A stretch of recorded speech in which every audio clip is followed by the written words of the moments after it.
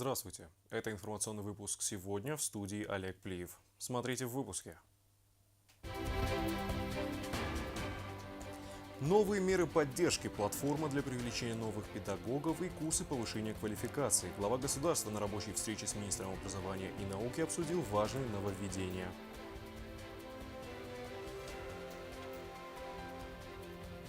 В городе Сочи состоялась встреча министров иностранных дел Южной Осетии и России. Российский министр отметил положительный вектор развития республики, а по итогу встречи стороны подписали план консультаций. Государственные аптеки, цифровизация и кадровый вопрос. Новый министр здравоохранения провел первую пресс-конференцию, на которой поделился результатами работы и планами на будущее.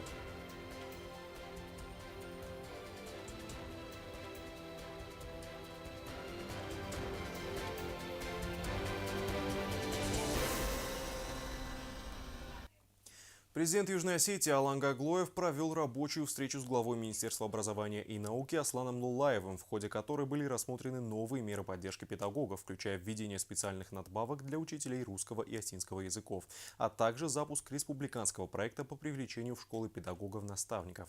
Реализация обсужденных проектов по поручению президента будет вестись под личным контролем Аслана Лулаева.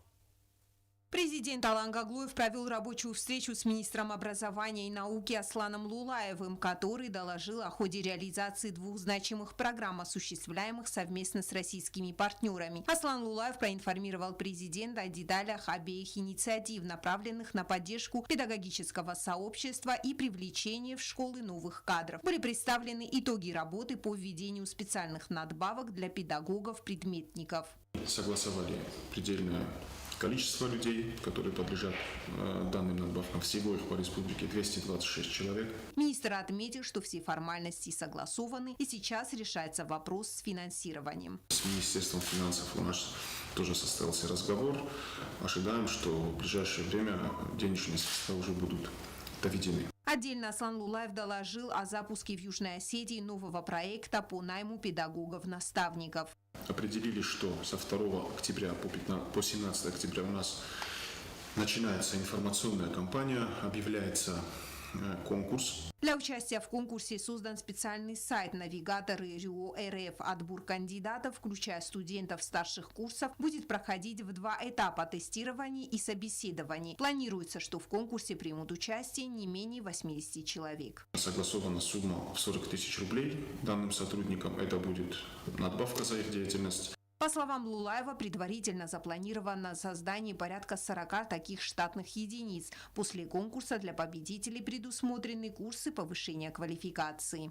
Определили коллеги, что базой выступит Артек, детский лагерь Артек, где педагогам будут проведены соответствующие курсы повышения. Алан Гаглоев поручил министру держать на личном контроле реализацию обоих проектов, отметив их важность для укрепления кадрового потенциала и повышения статуса педагога в Республике Южная Осетия. Яна Плиева, Регина Черткоева, Сармат Гузитаев. Информационный выпуск сегодня. В Сочи состоялась рабочая встреча глав МИД России и Южной Осетии, в ходе которой был подписан план консультаций между ведомствами на 2026 и 2027 годы и обсуждены перспективы дальнейшего двустороннего сотрудничества, включая разработку новой программы социально-экономического развития республики до 2030 года. Подписанный сторонами план, кроме консультаций, включает в себя проведение совместных конференций, спортивных и культурных мероприятий. Рабочая встреча дипломатов, в ходе которой стороны обсудили важные вопросы двустороннего сотрудничества, состоялась в Сочи. Глава МИД Сергей Лавров приветствовал Ахсара Джоева и отметил, что сегодня Республика Южная Осетия успешно развивается как демократическое суверенное государство, выстраивая современную экономику, социальную сферу. Мы рады вновь приветствовать вас в Российской Федерации. И, пользуясь случаем, конечно же, хочу поздравить вас и весь народ Южной Осетии с прошедшим праздником, Днем Республики. И торжественные мероприятия в Цхинвале и приуроченный к ним экономический форум Южной Осетии «Горизонты инвестиций» прошли на очень высоком уровне с участием многих гостей из России, включая первого заместителя руководителя администрации президента Сергея Кириенко, министров экономического развития, образования, главу Северной Осетии и других наших представителей. Стабильную динамику демонстрирует рост ВВП. За последние 5 лет, как мне сказали, статистика говорит 27,5%. Увеличивается внешнеторговый оборот 14,5%. Реализуются важные инфраструктурные проекты.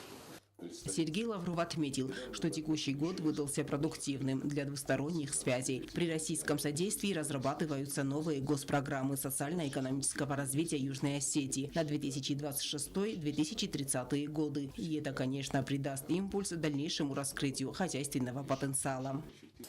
Главы наших государств встречались и 10 мая и общались по телефону 12 июня.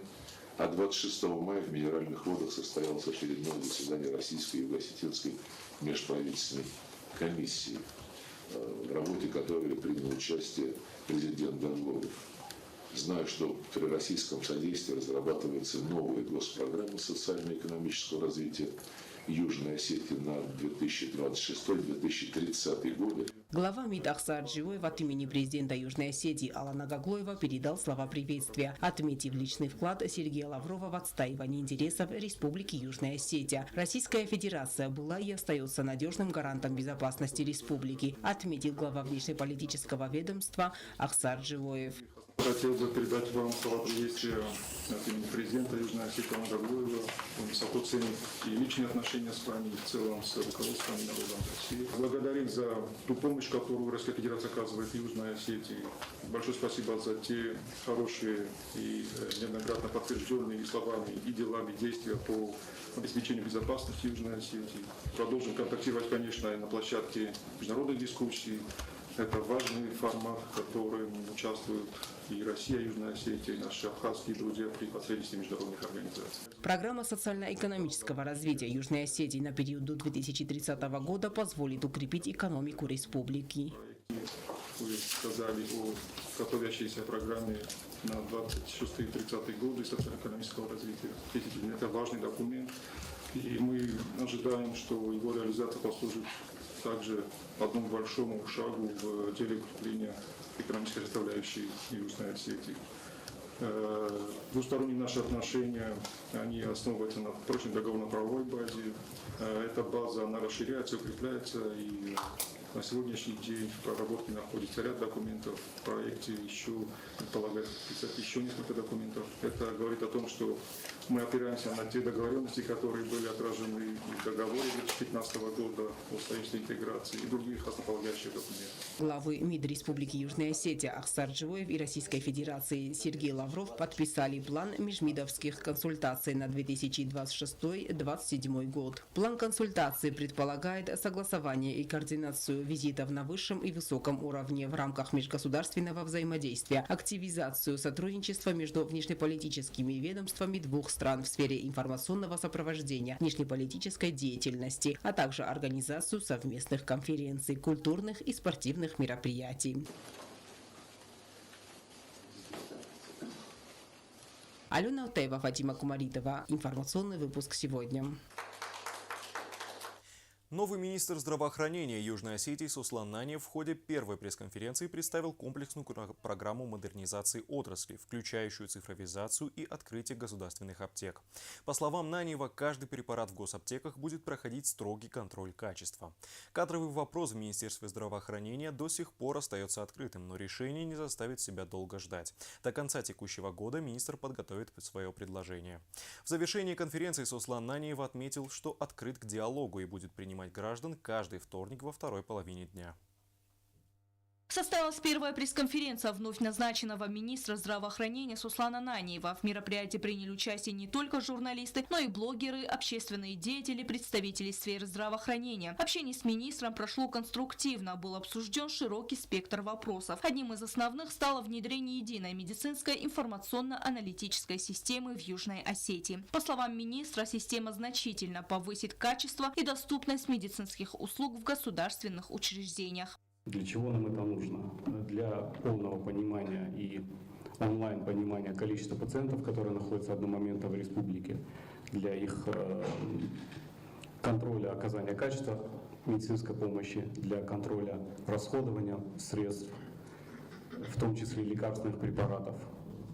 И это нам позволит также анализировать заболеваемость в республике и иметь онлайн все данные, которые нам необходимы для прогнозирования и улучшения качества и доступности оказания медицинской помощи. В здравоохранении республики будет внедрена еще одна система. Проект направлен на решение системных проблем здравоохранения, включая перераспределение нагрузки между врачами и средним медицинским персоналом, оптимизацию внутренней логистики поликлиник, переход на электронный документооборот и создание открытой регистратуры. Нам известно, что он, будучи руководителем Росатома, разработал и разработали и флагманский проект по бережливому производству. И одно из направлений бережливого производства – это бережливая медицина, бережливая поликлиника.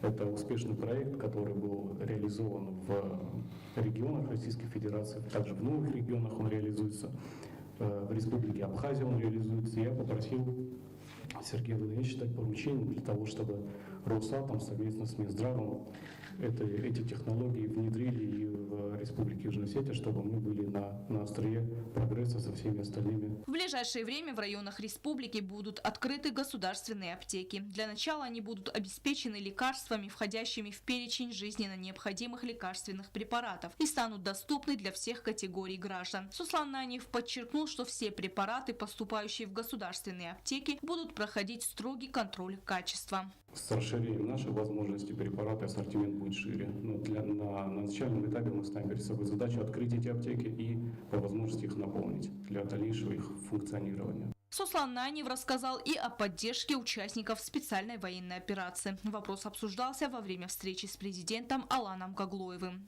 Мне поручено президентом Республики Южная Осетия Аланом Эдуардовичем Гаглоевым взять на контроль наших граждан, находящихся в военно-медицинских организациях, на лечении, и также в иных организациях Министерства обороны и других ведомств, в том числе и гражданского здравоохранения Российской Федерации.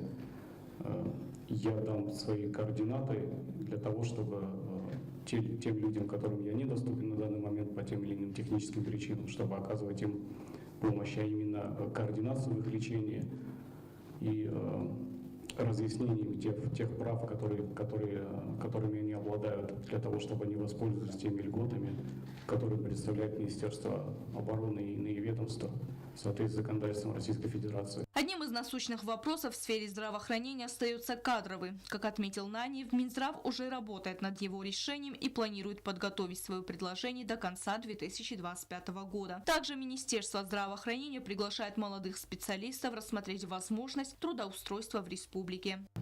Это очень важное направление. Министерство здравоохранения Республики Южная Осетия в течение октября подготовит меры для создания условий возвращения наших граждан, находящихся за рубежом, которые имеют желание вернуться в республику, но не имеют такой возможности ввиду ограничений количества ставок и теми условиями, которые на данный момент препятствуют их возвращению.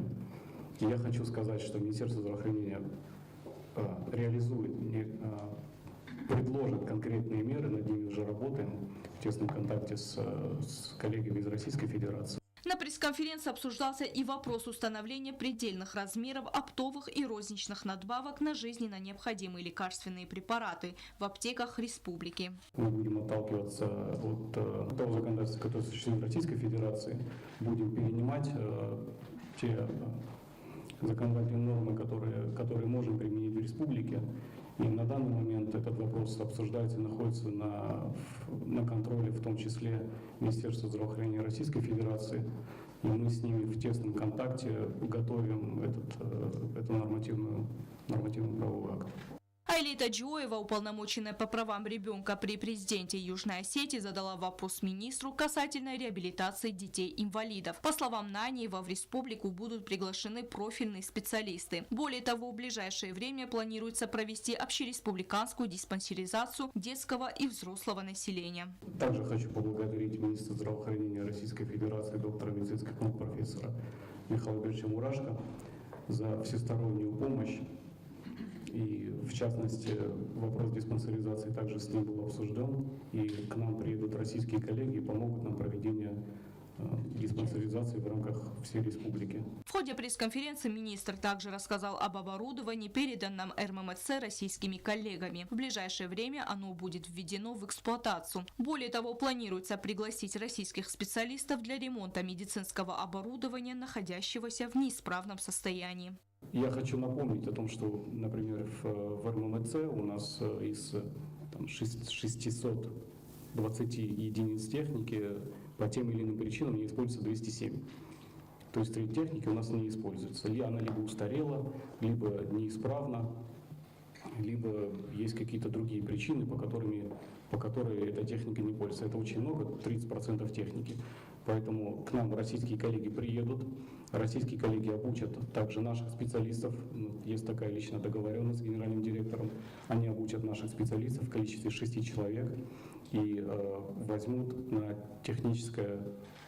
переведут на техническое обслуживание нашими силами той техники, которая у нас имеется. Сослан Наньев подчеркнул, что открыт к диалогу. Министр будет принимать граждан каждый вторник во второй половине дня. Более того, будет создан телеграм-канал министра, где он лично будет отвечать на все вопросы и жалобы. В конце пресс-конференции в адрес Сослана Наньева прозвучали слова поздравлений и пожелания успехов от коллег. Стелла Бязарова, Алим Бетеева, Оксана Таттаева. Информационный выпуск сегодня.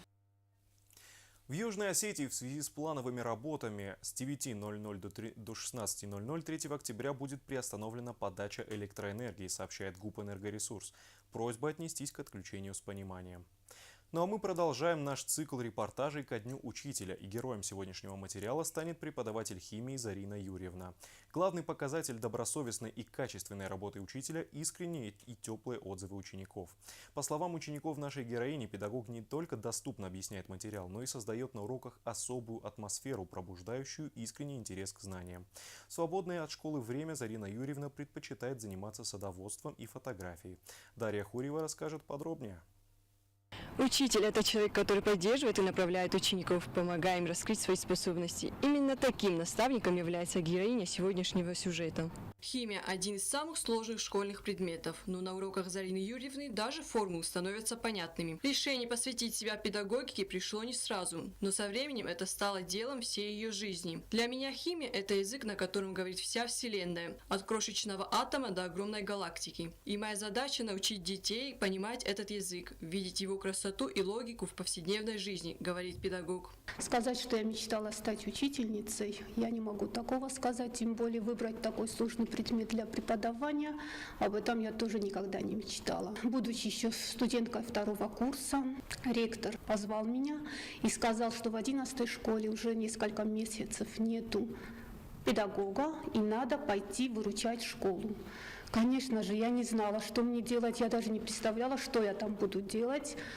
Но я хочу сказать огромное спасибо педагогическому коллективу 11-й школы, что они меня очень тепло приняли и ни разу не показали, что к ним пришла неопытная студентка. Она не просто педагог, но человек с большим талантом, яркой индивидуальностью и нестандартным подходом ко всему, за что она берется. Примером ее креативности можно назвать то, как она вызывает учеников к доске. Она придумала свой метод, не по списку, а по жеребьевке. Я с ней познакомилась очень недавно, но уже очень хорошо ее понимаю. После того, как я начала на нее ходить, желание опоздать больше пропало. Учительница очень хорошо объясняет, даже слишком очень хорошо. Также выбирает не по списку, а, так сказать, по жеребьевке. Ценность педагога определяется не только объемом переданных знаний, но и тем, с каким подходом и вниманием он их передает. Ученики с теплотой отзываются о своей учительнице, отмечая ее умение просто и понятно доносить даже самый сложный материал. Химия унук предмет мазардам тангшавы, ночем он охорганак танджаба охорганагу манан я бесин дар тангун чунума анчун тайнам боран канан нук предмет. Химия ману ошаз нук предмет маман анчун тай Бывает просто очень интересно послушать ее объяснения. Она веселая учительница, на уроках смеемся, она с юмором бывает. И это, я считаю, положительным качеством любого преподавателя. Хотя преподавание ее единственная профессия и дело ее жизни, она не ограничивается только работой в школе. Большое удовольствие она получает от занятия садоводством, а свободное время любит заниматься фотографией. Иногда меня спрашивают, кем я бы была, если бы я не стала педагогом. Если честно, я не вижу себя в другой профессии. несмотря на то, что я очень люблю фотографировать, я очень люблю читать, я люблю заниматься землей, то есть садоводством. В наше время, когда информация доступна в один клик, особенно ценны те, кто умеет не просто передавать знания, а пробуждать интерес. Зарина Юрьевна именно такой учитель, потому что главное вещество, которое она создает на уроках, это любовь к предмету, отмечают коллеги. Очень знающая, набралась уже опыта, 15 лет работы в нашей школе, до того она тоже уже работала. И кроме хорошего, сказать о ней как о личности, как о профессионале своего дела, как о коллеге я ничего не могу. Помимо того, что она преподает химию и бывает прекрасным классным руководителем, она является активной участницей всех проводимых школьных мероприятий. Пользуясь моментом, я бы хотела поздравить педагогическое сообщество нашей республики с Днем Учителя. Желаю каждому здоровья, творческого подхода к делу, любить свою профессию и, самое главное, любить и отдавать свое сердце детям. Зарину Юрьевну можно сказать, конечно, только хорошие, без всякого преувеличения. Вот человек светлый. Когда говорят «прекрасной души человек». Это про Зарину Юрьевну. Именно такие учителя создают атмосферу, в которой рождается уважение и интерес к обучению. Они остаются в памяти учеников на долгие годы, как личности, повлиявшие на их путь. Дарья Хурьева, Ринат Медоев, Оксана Татаева. Информационный выпуск сегодня. Текст должен отскакивать от зубов, а артистизм удивлять и вдохновлять. На государственном телеканале ИР стартовал 4-й сезон телевизионного конкурса «Астинской поэзии Дзерт», собравший в этом году рекордное количество участников. Проект, реализуемый при поддержке президента Алана Гаглоева, направлен на популяризацию национального языка и литературного наследия среди молодежи. В обновленном формате с расширенными составами команд наставники готовят чтецов к финальным состязаниям, которые пройдут в декабре в прямом эфире. На государственном телеканале ИР стартовал 4-й сезон проекта «Дзерт». Предварительный отбор, собравший более 200 претендентов, завершен. 3 наставника сформировали свои команды. Изначально предполагалось, что каждый наставник будет руководить 12 участниками. Однако, ввиду большого числа талантливых конкурсантов, было принято решение увеличить количество участников в каждой команде. Файнаше пердесвалуна, енкушестам офташ пердесвалуна. Ночь дарма юхот фейту махшастай шхзан курдиачун свалатанам ирестуна. فلق گوگن افتاده این باید خود در خزدار تای خزدار وال قمارف زورم ورد گیستی سنوج ساخر کنم شمای نوج رسوختر راز نوی خزدار سخیراف دیسوی. Наставники в процессе отбора в полуфинал и финал особое внимание уделяют безупречному знанию текста, точности воспроизведения, выразительности чтения и соблюдению произносительных норм.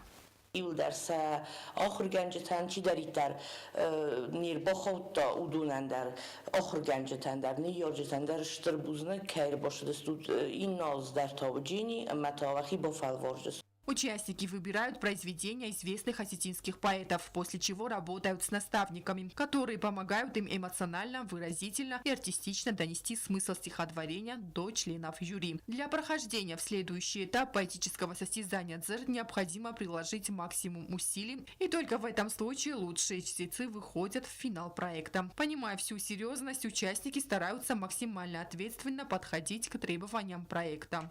ازدان آیوات لیتسه آخر کنن واسم کلاس تنگ خصوصا منو کی با خود تناکسانا کرد ما خیلی تنگ فندد استنگیری ورزن کسانم زفقته ما أقصانا فرش واتشكان از نوجتن فخزدار جنان امزافقتها كاسناي از رباطستان رای زرد ما فنددي أقصانا کرد ما سعی در افتراض دیگر با خودتون أقصانا کرد من تنگ خصوص گونو رای زرد خواهد کیس از با کاستان گاگلو ایتالبینه فستن زافقه از دانیرون. Телепередача, как и прежде, будет выходить в эфир по воскресеньям в вечернее время. Финал конкурса состоится в декабре и будет транслироваться в прямом эфире на ГТРК Шаир, где и будут объявлены имена победителей. Проект «Дзерт» — это телевизионный конкурс осетинской поэзии и прозы, направленный на поддержку одаренной молодежи, развитие осетинского языка и воспитание патриотизма у молодого поколения. Данный проект реализуется благодаря финансовой помощи президента республики Алана Гаглоева. Анжела Кукоева, Эльвира Дебилова, Ринат Медоев, Фатима Кумаритова. Информационный выпуск сегодня. В Дзауском районе завершился республиканский футбольный турнир памяти заслуженного работника физической культуры Зелимхана Бежанова. Победу в соревнованиях, объединивших 6 команд из разных районов республики, одержала Цхинвальская футбольная школа «Феранг». Серебро у команды из Наурского района, бронза у футболистов из села Дменис. Мероприятие прошло при организационной поддержке районной администрации и семьи выдающегося тренера, оставившего значительное наследие в развитии спорта всей республики. В Южной Осетии подведены итоги республиканского турнира по футболу, посвященного памяти мастера спорта по тяжелой атлетике, заслуженного работника физической культуры Республики Южная Осетия Зелимхана Бежанова. Турнир проходил в Зауском районе при поддержке администрации района и семьи тренера. Зелим Михайлович был не только прекрасным педагогом, но и наставником, который вдохновлял нас своим примером, верил в каждого ученика и умел поддержать в трудную минуту. В турнире принимали участие 6 команд. Это команды Ленигорского, Знаурского, Дзауского и Цхинвальского районов, а также команда «Феранг» футбольной школы города Цхинвал. В финальной игре встретились команды Знаурского района и «Феранг» города Цхинвал. Третье место заняла команда села Дменис, второе из Знаурского района, и победителем турнира стала команда «Феранг». Поздравил участников и победителей турнира председатель комитета по молодежной политике и спорту Сослан Гасиев. Շորտերն կոստարի դա կստարտիմը բոստովից օշերստավոշգը я ֆդաբուն я կոստամը շխուրսան ուխտովի ուխտավիջինից ամամագասը ֆանդազարան գուվեջն խստա օշերստա չի բոշետերուտան կամանդավիտը խոյ բովալդիս ամշորդան խովի շտասուն խանտոզադազարան ուջերան տեշչնու и рисунок художника.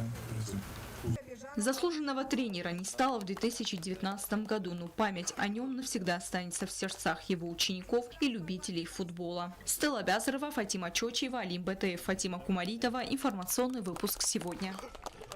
А далее прогноз погоды.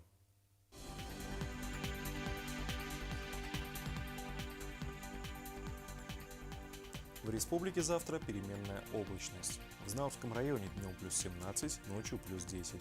В Дзалском районе днем плюс 16, ночью плюс 9. В городе Квайса днем плюс 16, ночью плюс 9. В Ленигорском районе днем плюс 16, ночью плюс 9. В Цхинвале днем плюс 17, ночью плюс 10. У меня на этом все. Всего доброго. До свидания.